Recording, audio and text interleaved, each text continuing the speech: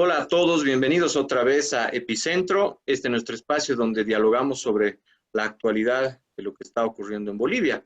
Hoy tenemos, como siempre, la grata presencia de Gregorio Lanza y también de Claudio Soruco, con los cuales vamos a conversar sobre un tema que nos ha llamado la atención.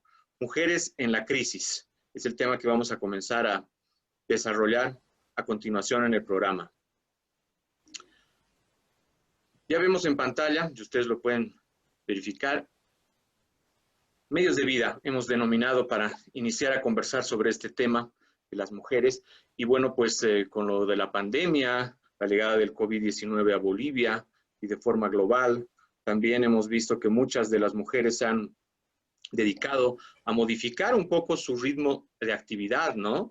En términos empresariales, y han tomado iniciativas como, por ejemplo, algunas mujeres en el área indígena han decidido comenzar a elaborar barbijos.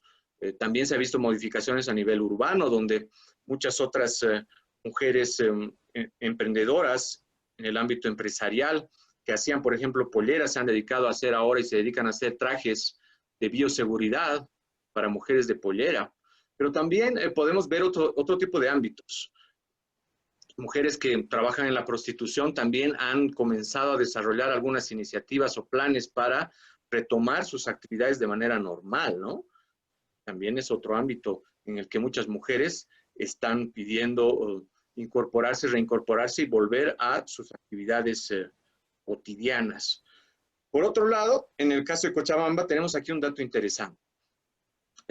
Mujeres que recogen basura, el caso de Cochabamba, que ahora sabemos que también está muy en boga por el tema de la recolección de basura. Un dato interesante que nos da de EMSA Cochabamba, ¿no? 245 empleados tiene esta empresa, 82 son varones, 163 son mujeres. Eso también nos da un contexto o podemos hacer una lectura de aquello. Y eso es con lo que vamos a iniciar nuestro programa de hoy. Claudia.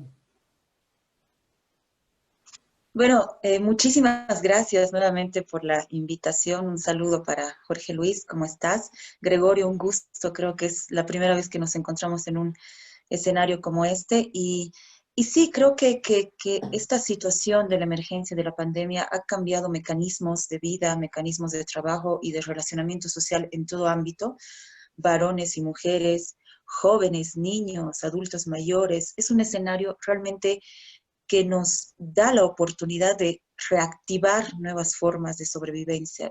Jorge Luis decía que han habido cambios sin duda en las economías, es verdad, pero también hay que tomar en cuenta del índice de despidos que ha habido, no solamente en Bolivia, a nivel mundial, y esto se ha generado evidentemente por la crisis. En todo caso, yo quiero destacar de que más allá de la pandemia, el tema del trabajo y la mujer es muy importante destacar que la mujer muy pocas veces siente la resignación de quedarse sin trabajo y puede cambiar absolutamente todo su formato laboral, dando un giro pero grande, sobre todo en sus nuevos mecanismos.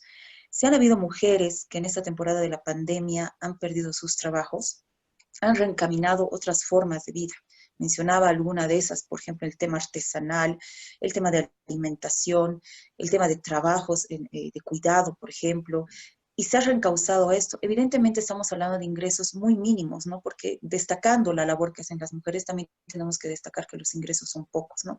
Entonces, ha habido toda esta rearticulación y estos cambios dentro de lo que es la emergencia, pero lo que cabe destacar es de que la emergencia ha venido en una situación en Bolivia en la que de hecho teníamos una crisis en lo que es el ámbito laboral y el mercado muy grave. Así que creo que empezaría por eso. Me parece importante destacar eso, de que se están emprendiendo nuevos mecanismos para todos, mujeres y varones, pero las mujeres en este momento están sintiendo, más allá de la falta de ingresos, la sobrecarga laboral en sus hogares y en el entorno laboral donde se están desenvolviendo en este momento. Y esto se agudiza muchísimo más, que me gustaría mencionarlo más adelante, en el área rural. Las mujeres rurales están sufriendo una sobrecarga, pero impresionantes, sobre todo en el tema de cuidados.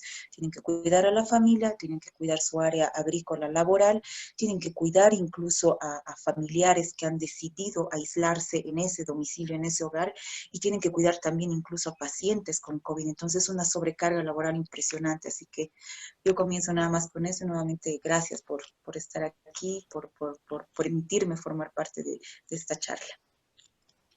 Gracias, Claudia. Yo voy a continuar esta última parte en la que señalas la gravedad de la crisis. Es muy seria la crisis. Hay un estudio realizado por la Universidad Católica, el Instituto de Investigaciones Económicos Sociales, junto a Jubileo, sobre la situación de las mujeres. El estudio es del año 1910, del 2017. Y aborda los 7 últimos años. Hablan de cerca de 400,000 hogares monoparentales dirigidos por mujeres. De esos 400,000 hogares, 140,000 estarían en el área rural, a lo que tú te referías, 260,000 en el área urbana. Pero además, los índices entre pobreza y vulnerabilidad alta es de 75%. Es decir, estamos con un universo de mujeres y de hijos, de niños, niñas, en algunos casos familia extendida, porque en estos números entra la familia extendida, que están viviendo ahora con niveles de ingresos mínimos. Es decir, empieza a haber una situación de hambre y por eso también se puede uno explicar en alguna medida por qué la gente está dispuesta a ingresar en conflictos, porque hay una situación muy grave que ciertamente además se vincula con los otros elementos que ya señalaban, con la responsabilidad de la mujer, diversas tareas que tiene que realizar en el área rural, por ejemplo, pero también en el área urbana, donde se le ha agregado una carga más, en la medida en que ya no hay clases y en la medida en que la mayoría de los colegios fiscales tienen un sistema de clases sistema de clases vía internet virtual muy limitado o no lo tienen, entonces en la casa están los hijos, en casas donde viven de 2 cuartos, están uno cabeza con cabeza con el otro. Y entonces eso sí genera una situación de estrés muy grave. Creo que los bonos que se están dando en alguna medida palian, pero no resuelven en absoluto estos problemas tan serios de la crisis en el empleo. Y un dato en el que se puede ver el día a día es el aumento de las señoras que se ven obligadas a salir a vender. Por ejemplo, en los barrios residenciales, que no había esa característica antes, ahora salen a vender las señoras para tratar de llevar el pan de cada día a sus hijos, pero al mismo tiempo están ofreciendo sus servicios como trabajadoras del hogar, porque en muchos casos en este rubro de trabajo, de empleo, que son trabajadores del hogar, también se ha cortado por justamente el problema de la pandemia. Entonces, creo que estamos viviendo una situación muy grave y que además habría que señalar que las autoridades, pero también instituciones de desarrollo, de apoyo, no parecen estar haciendo esfuerzos muy serios para encarar esta realidad.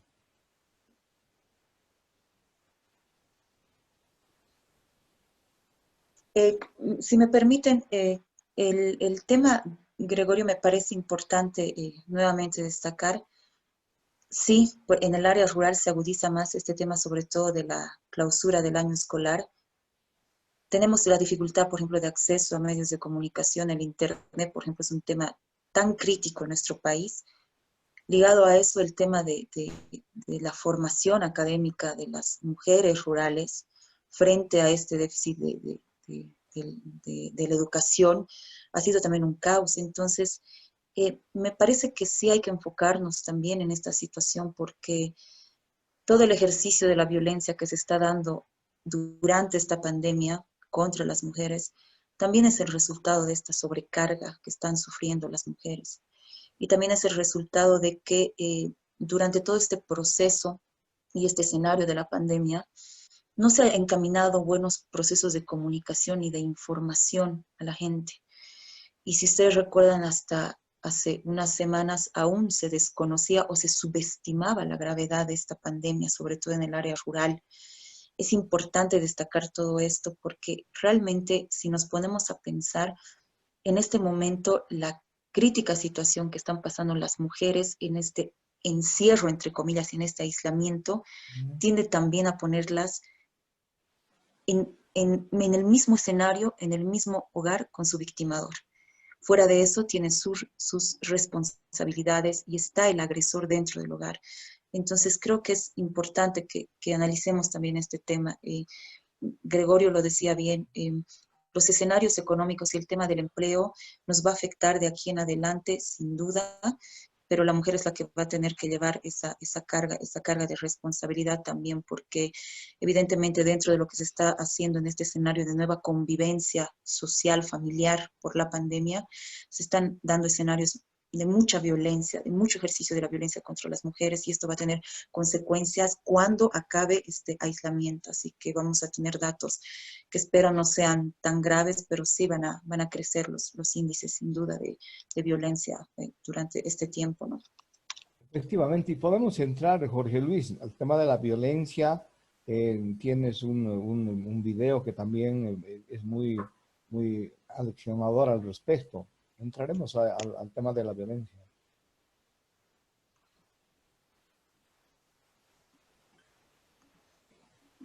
Sí, a propósito del tema de violencia que comentaba Claudia, por supuesto, la falta de acompañamiento de algunas políticas, programas, sobre todo una estrategia, ¿no?, educativa, de comunicación de forma seria, es lo que hemos notado como ausente durante todo este tránsito, desde la llegada hasta el momento, en términos de lo que está ocurriendo en nuestro país con relación a la pandemia. Sí, y a propósito de la violencia, tenemos dos datos muy importantes, ¿no? Sin duda, la culminación de lo que es el tema de violencia física, que termina con el tema de feminicidios, según el registro que tenemos aquí, el último registro de los datos de la Fiscalía, a finales de junio de este año, estamos hablando de 59 feminicidios. Y para ver con mayor detalle cómo es este tema en términos de historia y testimonios, tenemos para compartir con ustedes un video. Vamos a comenzar a verlo y después seguimos con los comentarios de ambos. María Choque dejó su casa en plena pandemia para huir de la violencia. Junto a sus hijas, viajó desde Patacamaya hasta La Paz. Recorrió 97 kilómetros para refugiarse en la vivienda de su padre. Me he venido de allá, así, en la pandemia me he venido y he agarrado lo que he podido. Así paradita me he venido. Agarro una cocina que es viejita y una garrafa más. Me he venido, agarro a mis hijas, me he venido. La cuarentena por el coronavirus para la familia de María fue una medida contra el contagio, pero un agravante para las agresiones de su pareja. La mujer de 27 años cuenta que terminó encerrada con su agresor en su propia casa y totalmente indefensa. Me ha empezado a pegar grave, me ha pegado hasta que he escapado de la casa. He ido a la policía, he ido... La psicóloga forense Verónica Alfaro explica que las autoridades no intervienen en la primera fase, que es la prevención, y que la conducta violenta en condición de aislamiento se incrementa. Totalmente encerrados las 24 horas del día, obviamente lleva a la frustración netamente personal, y esa frustración, ese miedo también, porque tenemos un enemigo invisible, también puede generar que pueda provocar algún tipo de violencia en la familia. En Bolivia se registraron 62 feminicidios en lo que va del año. 23 tuvieron lugar durante la cuarentena. Mónica Novillo es directora de la Coordinadora de la Mujer y denuncia que las instituciones públicas no han prestado los servicios de protección a pesar de las advertencias y alertas. Durante el periodo de cuarentena, las mujeres se han visto expuestas a una doble vulnerabilidad. Primero, porque han estado guardando confinamiento con las personas que son posibles agresores, las mujeres que sufrían una situación de violencia. Esto se ha visto acrecentado y agudizado. Al Instituto de Investigación Forense de La Paz llegan cada día entre 6 y 8 mujeres víctimas de la violencia de género, solicitando un certificado médico forense, como Emiliana Mamani, quien decidió iniciar un proceso judicial contra su agresor. Él es muy celoso y directamente se ha ido a la agresión física. Y de tal motivo vengo a denunciarla acá. Ya es la segunda vez que pasa. Bolivia registró cerca de 3.000 hechos de violencia contra las mujeres durante la cuarentena, según datos de la Coordinadora de la Mujer. Una de esas víctimas fue María, que ahora se encuentra en un lugar seguro. Que explica cómo está huyendo de la violencia que sufre de manera sistemática por su marido, y Claudia Novillo, de la Coordinadora de la Mujer, habla de que efectivamente han aumentado los casos y que ellas están intentando hacer un proceso de seguimiento. Y entonces yo decía que en el tema de la violencia, que ciertamente por todo lo que hemos señalado, hablaba también Claudia, el nivel de estrés que se genera en la casa, el nivel de contacto permanente, de saturación en la relación personal, está generando un nivel extremo de violencia.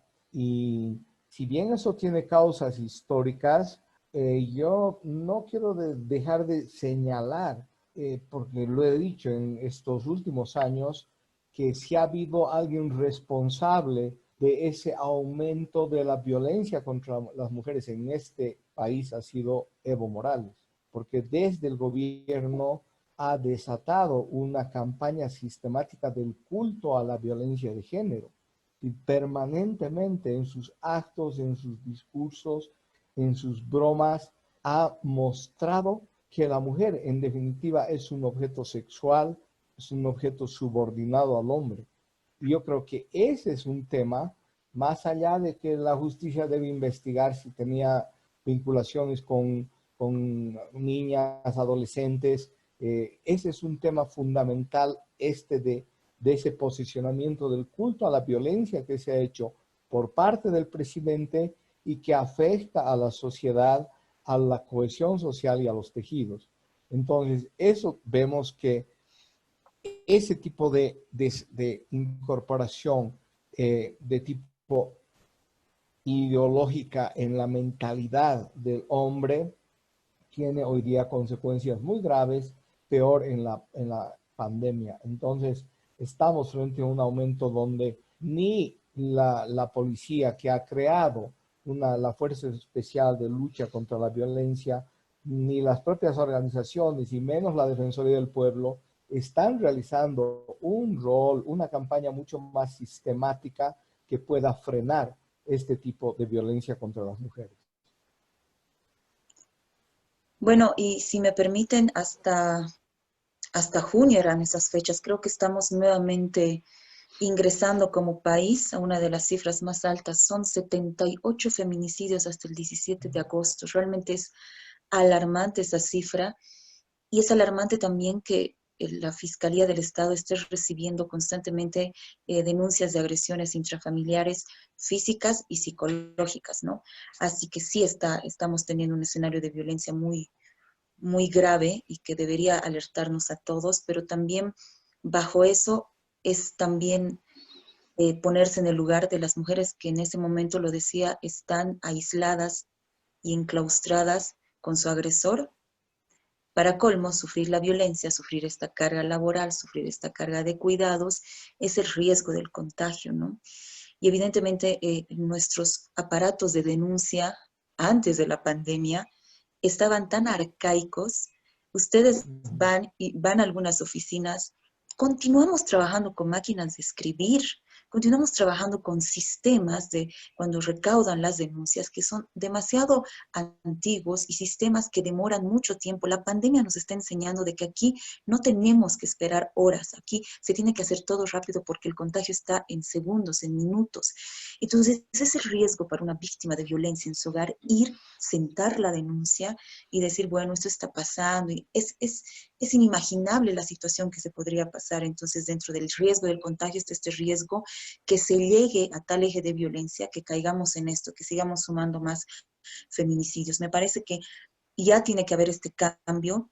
y tenemos de una vez que adecuarnos a los sistemas tecnológicos que los estamos adecuando, como por ejemplo, los mecanismos de reuniones, los mecanismos de teletrabajo están ayudando.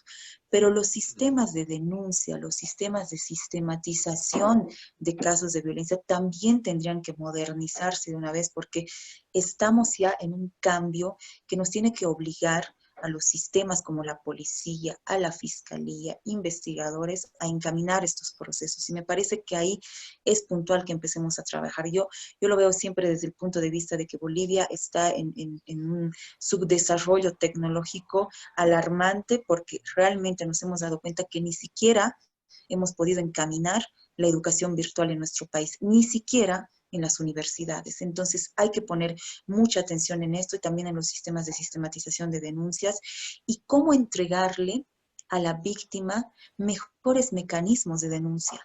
No sé si ustedes han visto algunos spots en otros países, le enseñaban a la mujer, si tú estás en este escenario de la pandemia, encerrada con tu agresor, y tienes la posibilidad al menos de agarrar un momento tu celular y de que la gente se dé cuenta que estés sufriendo alguna violencia, da alguna señal y se activan las amistades, el entorno social cercano para que te ayuden y te saquen de ese lugar. Entonces, eso no lo estamos haciendo en Bolivia, por ejemplo. Imagínense en el área rural cómo está la situación. Así que sí, yo creo que hay que tomar mucha atención en los nuevos mecanismos tecnológicos, justamente ligado también a esto de las denuncias, ¿no? Efectivamente, y quería comentar, porque el día de ayer estaba conversando con una abogada que justamente trata los casos de violencia intrafamiliar. Me decía, es admirable cómo la semana pasada llamábamos a la policía, a la Fuerza Especial de Lucha contra la Violencia, y en horas no llegaban y seguía produciéndose la violencia en la casa, era incontrolable, y entonces no hay mecanismos rápidos que puedan permitir a la mujer, ¿no?, comunicarse con, incluso como dices, con parientes, con vecinos, para que efectivamente se puedan alertar y dar algún tipo de ayuda. Y creo que este es un tema que vale la pena remarcarlo, porque tendrá que ser una de las recomendaciones en la que todas las instituciones, los comentaristas, los analistas, la gente que trabaja en organizaciones de la mujer, vean con mucho más seriedad y asuman esta recomendación que hacía Claudia respecto a la necesidad de que los mecanismos, las formas, se adapten a los nuevos tiempos de la revolución tecnológica. De lo contrario, nunca vamos a poder avanzar.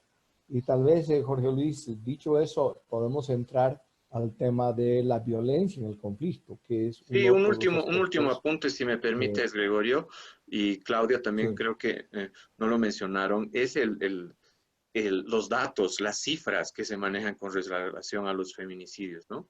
Y es un tema que siempre lo hemos estado revisando en el acompañamiento que hemos hecho durante los últimos años, por ejemplo, desde la Defensoría del Pueblo, cuando estábamos por allá.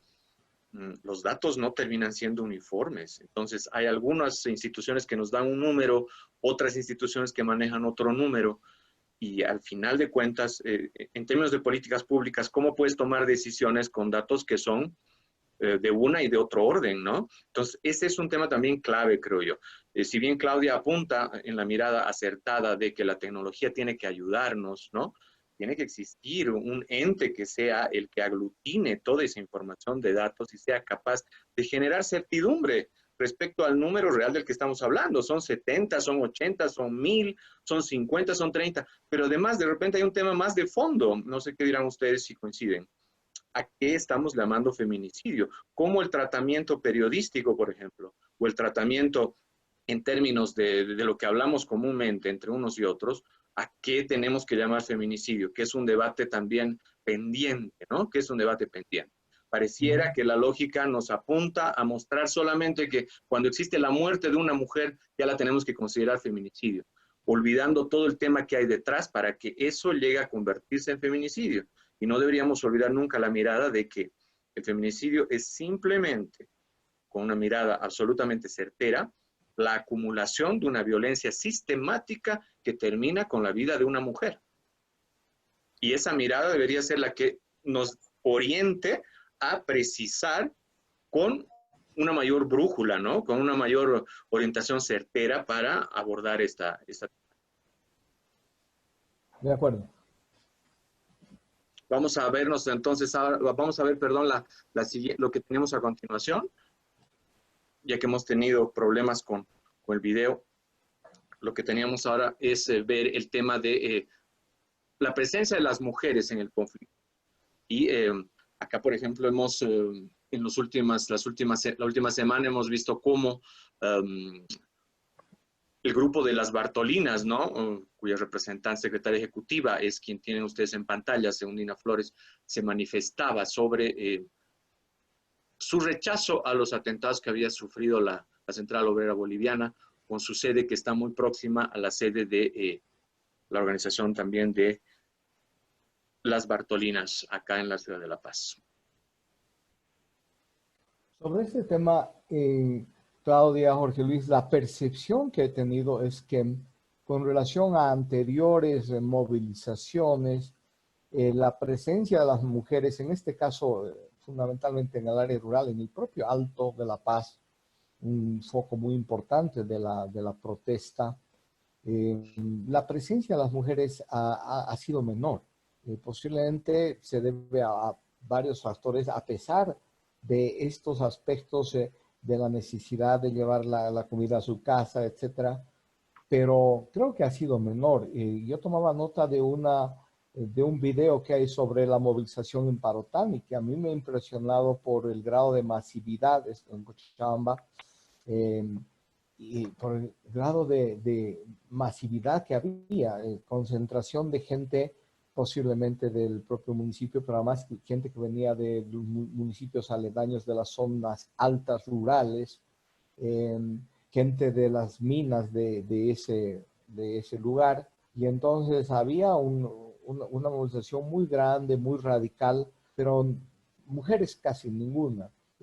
Posiblemente hemos visto también imágenes donde las mujeres y los hombres están cobrando su viático. Y esto, el mecanismo de la coerción sindical, porque se obliga, y a las mujeres más, en el caso de las organizaciones de padres de familia en el Alto, a que las mujeres estén presentes en las movilizaciones y se las obliga, se les entrega ficha de un nivel de coerción muy fuerte, especialmente sobre las mujeres. El nivel de coerción no es tan grande como es sobre los hombres, sobre las mujeres, por justamente toda esta cultura del machismo y el patriarcalismo. Pero además de eso, posiblemente lo que se les da por vía de movilización en muchos casos. Entonces, esta es la mirada, en principio, que tengo. Habrá que tal vez profundizar el tema, pero no sé, Claudia, ¿cómo estás viendo este tema? Bueno, tenemos ciertos grados de parentesco con el Perú y me pareció bien interesante este estudio que ha hecho la Coordinadora Nacional de Perú de Derechos Humanos entre el 2003 y 2016. Y decía este informe de que en los conflictos sociales y socioambientales, la gran parte de la participación, el 81%, estaba dirigida a varones, ¿no? Los varones son los que más participan en los conflictos sociales. Pero ¿cuál es el cuestionamiento que se hace la sociedad dentro de eso? De que la mayor afectación entonces es para los varones. ¿Por qué? Porque en convulsiones o en manifestaciones, en conflictos sociales, ligados a enfrentamientos, ligados a la intervención militar, policial, los heridos o los decesos siempre van más en cifras mayores en varones. Pero la afectación la sufre la mujer madre, la mujer esposa, la mujer hija. La mujer que tiene que ir a las puertas de las oficinas de gobiernos de derechos humanos a pedir justicia por su fallecido. La mujer que en temas, en conflictos socioambientales, tiene que sufrir los temas directos de estos conflictos ambientales en su vida. La mujer está muy ligada a la actividad agrícola, a la actividad del mantenimiento de su familia y del entorno y del relacionamiento con la naturaleza, con la madre tierra. Entonces es una afectación directa, pero fundamentalmente yo quiero destacar que sí mencionaban el sector de las Bartolinas, Cisa, más allá del cuestionamiento político que se tenga que tener, Para mí es muy importante el crecimiento y la evolución que este tipo de organizaciones han tenido, porque ha pasado muchas décadas para que una mujer rural irrumpa en el escenario dirigencial, evidentemente, de los varones. Y la cosa tanto que muchas de esas mujeres que hoy caminan por las calles en la urbe con sus portafolios y sus folders para encaminar proyectos para sus comunidades, les ha costado mucho salir de ese escenario al que le habían puesto estos varones y encaminar la dirigencia, liderazgos en sus comunidades. Así que yo destaco eso mucho. Lo digo más allá de todo el lineamiento político que se tenga. Muchas de estas mujeres bartolinas, muchas otras mujeres de organizaciones campesinas e indígenas han tenido que sufrir mucha violencia, han tenido que sufrir mucho machismo, discriminación para encaminar sus liderazgos frente a lo que es este tema de irrupción en las dirigencias, en los sindicatos. Así que hay que hacer valer esto, pero todavía es un símbolo dentro de lo que son las convocatorias para movimientos y para manifestaciones sociales. Y les voy a dar solo un pequeño escenario y una imagen que el 5 de noviembre del 2019 se ha tenido. Y era la imagen de los mineros que estaban llegando a la ciudad de La Paz, asociándose a todos estos movimientos que exigían la renuncia de Evo Morales y todo el tema de lo que hubo en las elecciones y los resultados. Y si ustedes se acuerdan, ha habido una balacera. Y los mismos mineros han denunciado que han habido francotiradores que los han disparado. No se ha llegado a esclarecer este caso. La narración de estos mineros era que en lo que estaban caminando en esta caravana, en los cerros, estos manifestantes que les dispararon, usaron mujeres y niños. Delante de ellos estaban las mujeres y los niños, como una especie de Escudo. escudo, exactamente, pero de utilización. Porque, ¿qué haríamos nosotros frente a un niño y a una mujer? ¿Qué pensaríamos? No se nos pasa por la mente agresión, no se nos pasa absolutamente nada. Y aprovecharon eso los que los agredieron, los que dispararon. Me voy a ese punto, ¿por qué? Porque la utilización de las mujeres en convulsiones sociales también es evidente. También es evidente de que se utiliza mucho el simbolismo de la madre, de la mujer de pollera, de la esposa, de la abnegación frente, por ejemplo, a las fuerzas del orden, ¿no? Entonces, hay que tomar también en cuenta, pero hay temas para destacar dentro de los liderazgos que me parece importantes sociales de las mujeres, ¿no? Coincido. Y quiero abordar este tema del liderazgo de las mujeres. Perdón que les corte, tenemos 3 minutos. Pero, ¿qué sugieres? Si ustedes quieren, concluimos en 3 minutos, o si quieren, siguen hablando y podemos volver a conectarnos otra vez, porque todavía nos falta un pedazo, ¿no?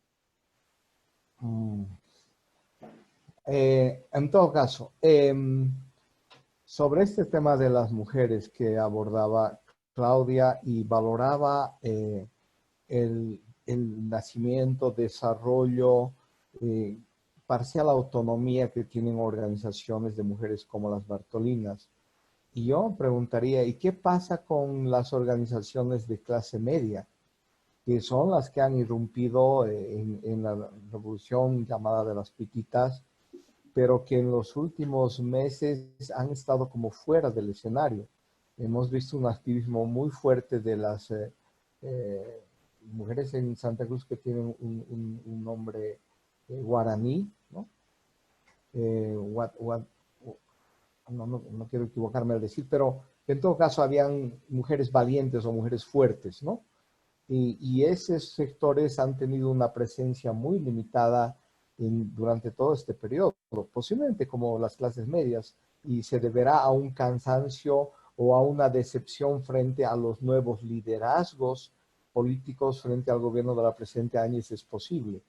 Y en ese marco resaltar, alguna vez habíamos hablado en el anterior programa, a pesar de las diferencias que uno pueda tener, la emergencia de 2 mujeres en puestos muy importantes en el país, como es el caso de la presidenta Áñez y la presidenta del Senado, Eva Copa.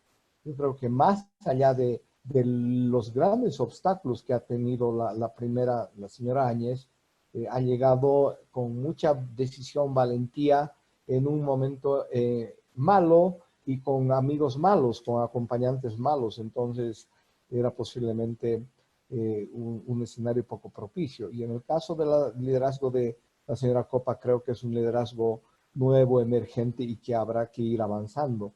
Y tal vez con este pantallazo, y no sé qué opinas, Claudia, podemos ir cerrando al final, porque en definitiva lo que se va a hacer hacia el futuro es lo que digan las mujeres y sus organizaciones.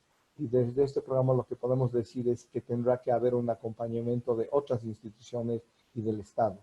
Claudia. ¿Te va a alcanzar un minuto, Claudia? Porque no tengo más de 30 segundos hasta ahorita. Bueno, gracias, de verdad. A mí me parece importante tocar estos temas, sobre todo de cómo es de que la mujer está encaminando este escenario de la pandemia, pero cómo lo va a encaminar después dentro de lo que son los, ya lo hemos dicho, los ejes de violencia, la sobrecarga laboral y estos nuevos retos y cambios que nos esperan para las nuevas economías también es importante. Y es importante destacar que sí tenemos esta emergencia de nuevos accesos a denuncias, a sistematización, porque de verdad es grave los escenarios de violencia que se están dando en la pandemia y hay que poner mucha atención a eso. Muchísimas gracias, Jorge Luis, Gregorio, de verdad ha sido un gusto acompañarlos. Gracias a ti, Claudia, Jorge Luis. Gracias.